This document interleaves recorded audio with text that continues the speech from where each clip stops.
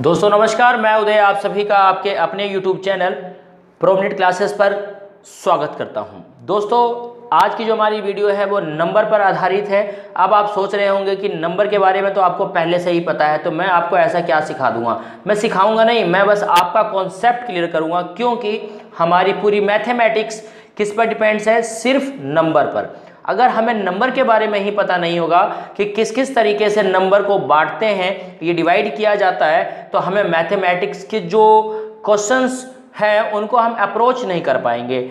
आपने इससे पहले भी कई बार फेमस यूट्यूब चैनल्स पर नंबर के बारे में पढ़ा होगा। दोस्तों आपको लगे कि आज आपने नंबर के बारे में कुछ अलग ढंग से नए तरीके से सीखा, तो चैनल को लाइक शेयर एंड सब्सक्राइब करें, ताकि मैं आपके लिए इसी प्रकार से नए ढंग से नए कंटेंट के साथ आपके लिए कॉन्सेप्चुअल वीडियो बना सकूं। आइए दोस्तों अब क्लास को शुरू करते हैं।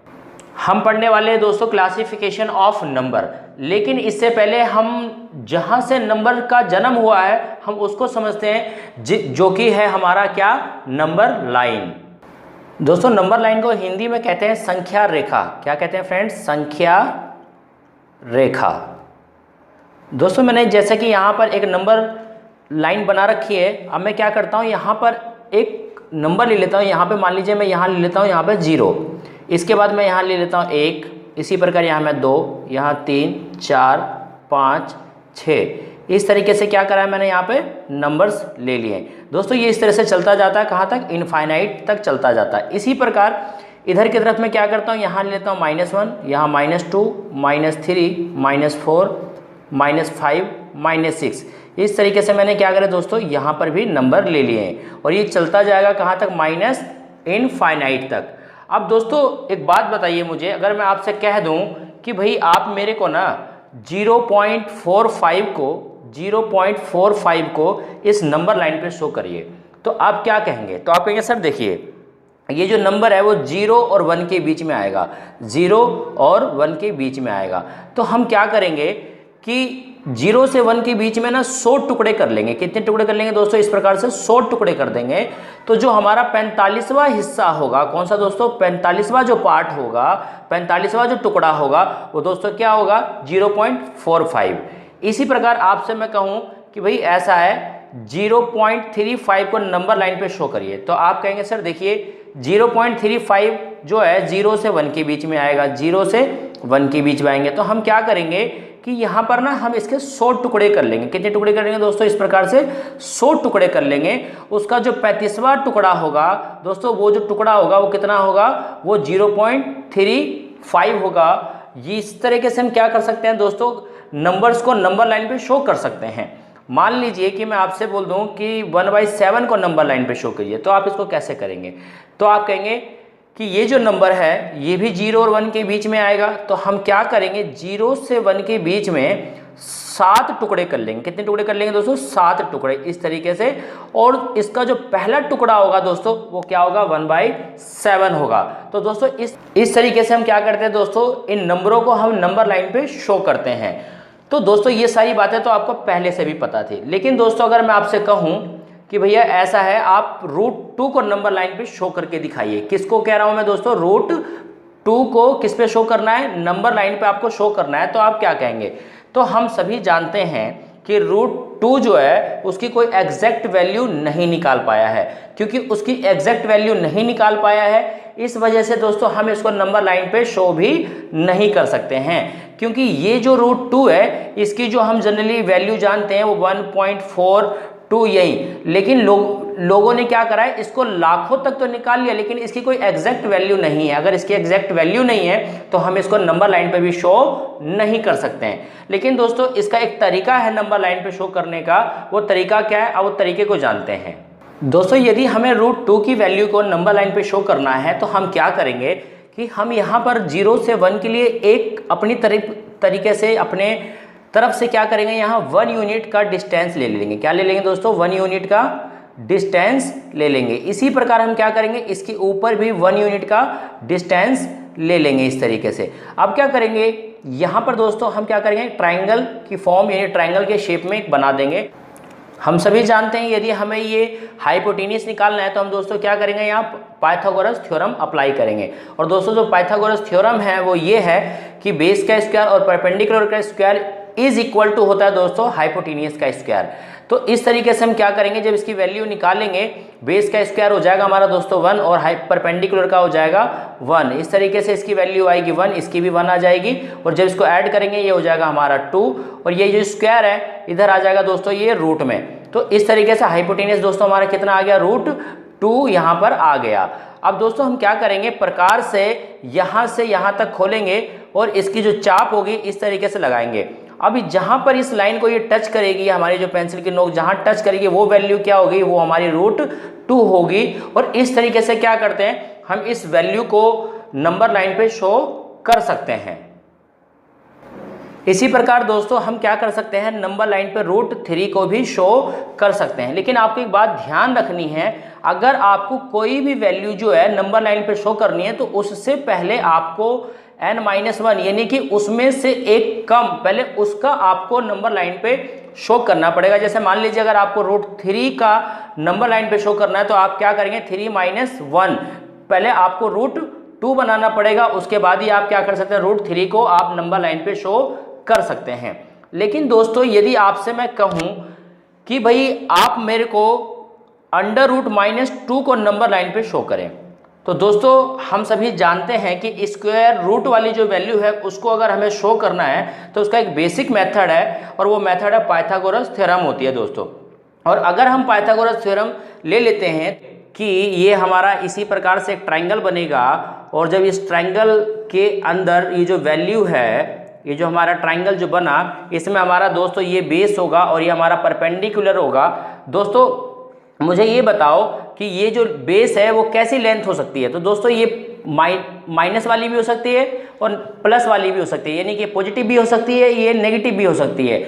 और ये जो परपेंडिकुलर है ये भी नेगेटिव हो सकती है, ये पॉजिटिव हो सकती है। आप बोलेंगे वो कैसे, ये ऐसे हो सकती है। दोस्तों जिस तरीके से मैंने इसको इधर की साइड बनाया, अगर मैं इसे नेगेटिव साइड में बनाता तो दोस्तों ये जो बेस होता मेरा वो क्या हो जाता, नेगेटिव हो जाता। अगर मैं पॉजिटिव साइड बनाऊंगा तो पॉजिटिव आएगा। इसी प्रकार जो मैंने लेंथ ऊपर ली है वो मैं नीचे भी ले सकता हूं, तो दोस्तों वो क्या हो सकता है, नेगेटिव भी बनाई जा सकती है। और जब हम इसमें क्या करेंगे, पाइथागोरस थ्योरम अप्लाई करेंगे, जब हम पाइथागोरस थ्योरम अप्लाई करेंगे तो दोस्तों क्या होगा, हमारा जो हाइपोटेनियस है वो दोस्तों इस प्रकार से, यानी कि हमारा हो जाएगा परपेंडिकुलर का स्क्वायर और बेस का स्क्वायर। इसी प्रकार से तो हम ये वाली साइड निकालते हैं। तो हमें क्या करना होगा, क्योंकि हमें पता है ये जो बेस की वैल्यू है ये हमारी दोस्तों क्या है, ये माइनस और प्लस दोनों में है और उसका स्क्वायर करना पड़ेगा, प्लस परपेंडिकुलर का जो हम रखेंगे और जो बेस का रखेंगे उसमें भी ऐसे ही होगा।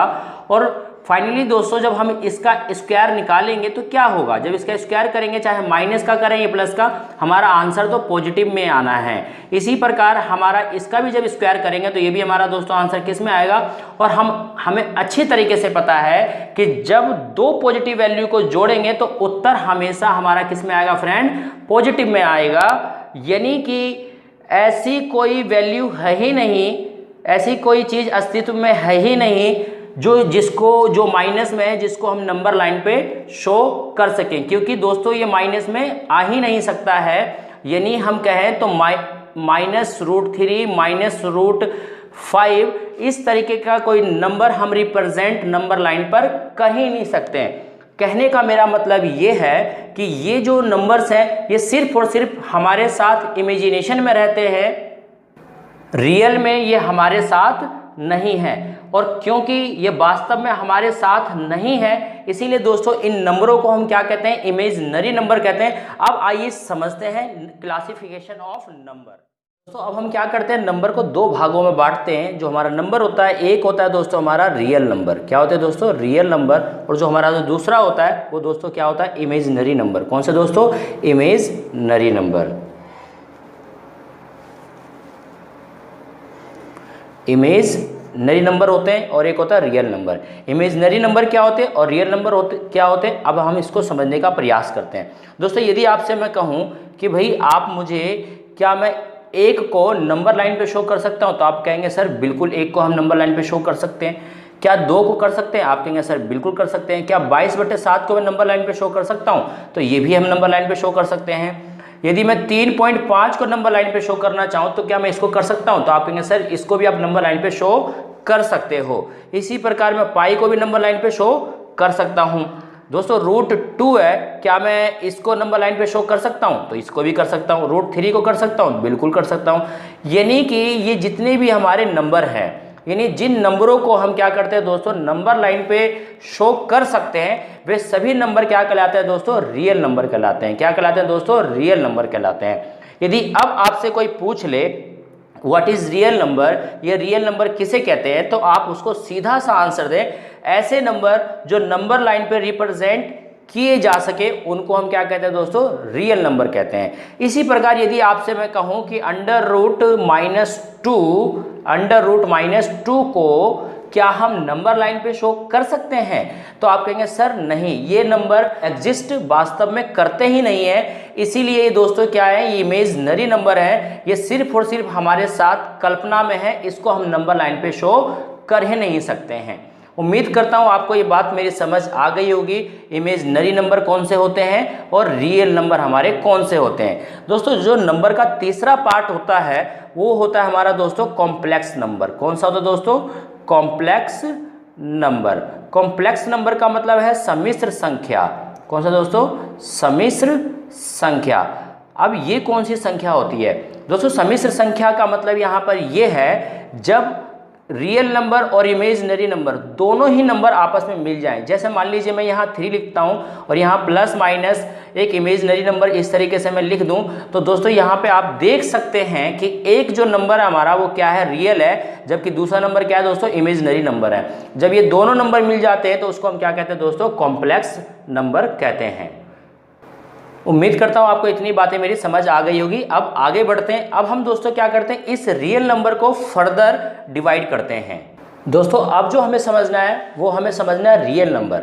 ठीक है दोस्तों, आइए समझते हैं रियल नंबर को क्या करते हैं। हम 2 भागों में डिवाइड करते हैं। एक होता है हमारा रैशनल नंबर, और दूसरा जो होता है दोस्तों वो होता है इरेशनल नंबर। क्या होता है दोस्तों? Irrational number. हिंदी में रैशनल नंबर को बोलते हैं दोस्तों परिमेय संख्या, जबकि इरेशनल को बोलते हैं दोस्तों अपरिमेय संख्या। अब इसको समझने का प्रयास करते हैं, इरेशनल नंबर क्या होता है और रैशनल नंबर क्या होता है। दोस्तों रैशनल नंबर की अगर हम डेफिनेशन की बात करें, या रैशनल नंबर कौन से नंबर होते हैं, तो उसके लिए हमें 3 कंडीशन फुलफिल करनी होगी। पहली कंडीशन तो ये है कि कोई भी नंबर अगर वो p/q की फॉर्म में लिखा जा सके तो वो रैशनल नंबर कहलाएगा। दूसरी कंडीशन कि जो q है वो क्या होना चाहिए दोस्तों? ≠0 होना चाहिए। इसकी जो थर्ड कंडीशन है दोस्तों वो ये है कि p and q both are integer, यानी कि जो p और q है वो दोनों क्या होना चाहिए दोस्तों? वो इंटीजर होने चाहिए। क्या होने चाहिए दोस्तों? इंटीजर होने चाहिए। अब ये इंटीजर क्या होते हैं? इंटीजर का मतलब होता है दोस्तों पूर्णांक। क्या होता है दोस्तों? पूर्णांक। पूर्णांक का मतलब पूर्ण अंक। इसको आप ऐसे समझिए, मैं आपसे कहता हूं दोस्तों कि 302 क्या है, तो दोस्तों 302 जो है वो क्या है? पूर्णांक है। 302 क्या है? पूर्णांक है, पूर्ण अंक है। इसी प्रकार आपसे मैं बोलूं -3 क्या है, तो दोस्तों -3 भी हमारा क्या होगा दोस्तों? पूर्णांक ही होगा। 32 क्या है? 32 भी पूर्णांक है। लेकिन आपसे मैं कह दूं कि 42.3 ये क्या है, तो दोस्तों क्या ये पूर्णांक है? ये पूर्णांक नहीं है, ये पूर्णांक नहीं है, ये दशमलव में है, इसको हम पूर्णांक नहीं कहेंगे। मैं आपसे बोलूंगा 53.2 क्या ये पूर्णांक है, तो आप कहेंगे सर ये पूर्णांक नहीं है क्योंकि ये दशमलव में है, ये पूर्णांक नहीं है। उम्मीद करता हूं आपको ये मेरी बात समझ आ गई होगी। अब आगे बढ़ते हैं दोस्तों। अब मैं आपसे बोलूं कि भाई बताओ कि जो 3 है क्या ये रैशनल नंबर है, तो आप कहेंगे सर देखिए इसको हम 3/1 की फॉर्म में लिख सकते हैं, यानी p/q की फॉर्म में इसे लिखा जा सकता है, यानी कि ये भी क्या है? रैशनल नंबर है। मैं आपसे कहूं कि 2.5 क्या ये रैशनल नंबर है, तो आप कहेंगे हाँ जी सर ये भी रैशनल नंबर होगा, क्योंकि आप पॉइंट को हटाओगे, बट्टे में 10 लगाओगे, 5 से काट दोगे, इस तरीके से क्या होगा? ये भी p/q की फॉर्म में आ जाएगा। आपसे मैं बोलूँ क्या -7 रैशनल नंबर है, तो आप कहेंगे सर ये भी रैशनल नंबर है, क्योंकि हम इसके नीचे 1 लगा देंगे तो इस तरीके से क्या होगा? ये भी एक परिमेय संख्या बन जाएगी, क्योंकि ये भी p/q की फॉर्म में आ जाएगा। मैं आपसे कहूं क्या 22/7 परिमेय संख्या है, तो आप कहेंगे सर बिल्कुल, ये तो पहले से ही p/q की फॉर्म में लिखा पड़ा है, इसलिए ये रैशनल नंबर है। मान लीजिए मैं आपसे बोलूँ क्या रूट 4 रैशनल नंबर है, तो आप कहेंगे सर बिल्कुल ये भी होगा, क्योंकि जो रूट 4 है इसकी जो वैल्यू होती है वो क्या होती है दोस्तों, स्क्वायर रूट से जब इसको बाहर निकालेंगे तो कितना आएगा, 2 आएगा, और 2 के नीचे जब हम 1 लगाएंगे तो ये भी p/q की फॉर्म में लिखा जा सकता है। लेकिन दोस्तों यदि आपसे मैं बोलूं कि क्या रूट 3 रैशनल नंबर है, तो आप क्या कहेंगे कि सर देखिए इसमें 1 तो लगाया जा सकता है, यानी इसे p/q की फॉर्म में तो बदला जा सकता है, q is not equal to 0 भी है, यहाँ पर 2 कंडीशन तो सेटिस्फाई हो रही है, लेकिन इसकी जो थर्ड कंडीशन है p and q both are integer, वो सेटिस्फाई नहीं हो रही। ये तो इंटीजर है लेकिन रूट 3 इंटीजर नहीं है, इसी वजह से क्या कहेंगे दोस्तों, ये रैशनल नहीं है, ये क्या है, इरेशनल है। इसलिए हम इसको किस कैटेगरी में रखेंगे, इरेशनल की कैटेगरी में लिखेंगे। यानी कि रूट 3 रूट 2 जिनको हम स्क्वायर रूट से बाहर नहीं ला सकते उसको हम क्या करते हैं दोस्तों, इरेशनल नंबर कहते हैं। उम्मीद करता हूं आपको मेरी बात समझ आ रही होगी। इसी प्रकार अगर आपसे मैं कह दूं कि भैया 0.34579 ये जो नंबर है ये क्या है, ये रैशनल है, ये इरेशनल है, तो दोस्तों ये इरेशनल है, क्योंकि इस नंबर को आप p/q की फॉर्म में नहीं बदल सकते हो। ये जो नंबर है ये कैसा है दोस्तों, ये जो नंबर है non terminating but non recurring है, यानी कि ये अशांत दशमलव है और इसकी जो पुनरावृत्ति है वो भी अलग अलग है। इसलिए हम इसको क्या कर सकते हैं दोस्तों, इसको हम p/q की फॉर्म में नहीं बदल सकते हैं, इसलिए ये भी क्या हुआ, हमारा अपरिमेय संख्या हुआ। अब बात करते हैं दोस्तों पाई की, अब बात करते हैं किसकी, पाई की। पाई हमारा रैशनल है या इरेशनल है। तो दोस्तों हम अगर मैं आपको सिंपल भाषा में समझाऊं, साधारण भाषा में, तो दोस्तों जो हमने पढ़ा है पहले, जो सर्कल होता है, सर्कल के अंदर ये जो डायमीटर होता है हमारा, और ये जो लाइन है इसको हम दोस्तों क्या बोलते हैं, सरकमफ्रेंस, यानी परिधि, और ये क्या होता है हमारा डायमीटर।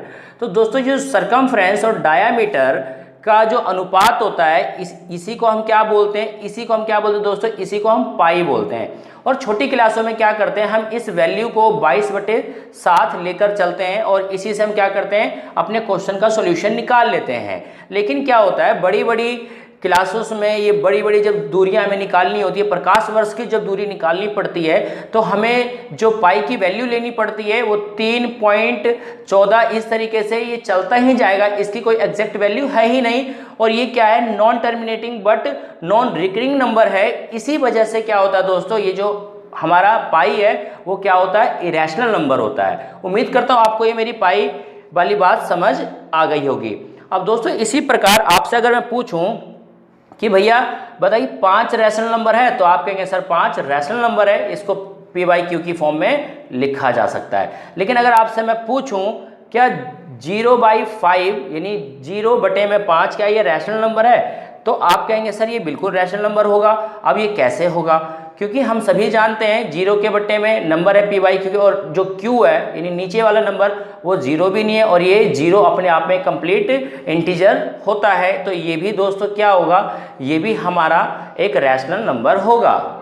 लेकिन दोस्तों अगर आपसे मैं कहूँ कि आप मुझे ये बता दो 5/0 क्या रैशनल नंबर है या इरेशनल है, तो आप कहेंगे ये रैशनल नंबर सर बिल्कुल नहीं है, रैशनल नंबर कहना गलत होगा। तो क्या ये इरेशनल है, दोस्तों ये इरेशनल भी नहीं है। ये क्या है, इरेशनल भी नहीं है। क्योंकि एक बात बताइए मुझे आप, हम छोटी क्लासों में क्या करते हैं, मान लीजिए एक नंबर, मान लीजिए मैं ले लेता हूँ, मान लीजिए 18, और 18 को मैं 6 से डिवाइड कर दूँ तो कितना आएगा, 6 या 18। तो हम अपने आंसर को कैसे चेक करते थे, इस 6 को अगर वापस इससे मल्टीप्लाई करें तो हमारा 18 आ जाएगा और हमारे उत्तर की जाँच हो जाएगी।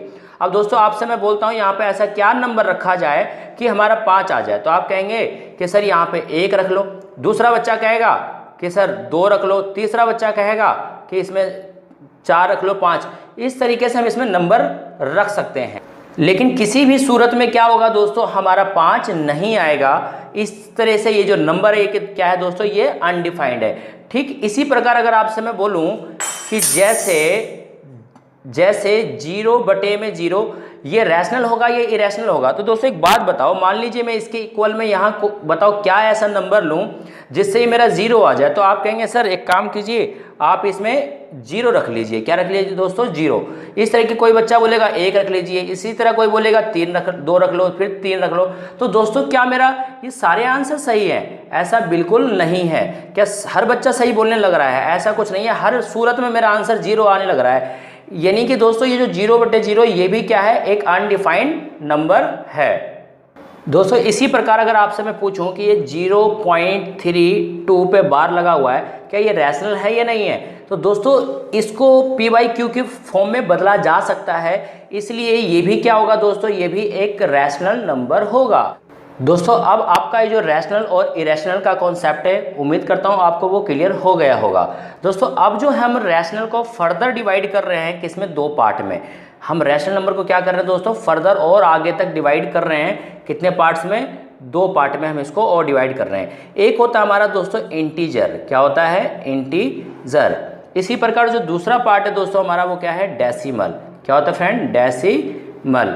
इंटीजर का मतलब हम पहले ही जान चुके हैं, पूर्णांक होता है। और डेसिमल का मतलब दोस्तों जो दशमलव में जो हमारे नंबर्स होते हैं उनको हम क्या कहते हैं? डेसिमल में डेसिमल नंबर कहते हैं। दोस्तों ये भी 2 प्रकार के होते हैं डेसिमल के अंदर। एक जो होता है हमारा वो टर्मिनेटिंग होता है, टर्मिनेटिंग, और जो दूसरा होता है दोस्तों वो नॉन टर्मिनेटिंग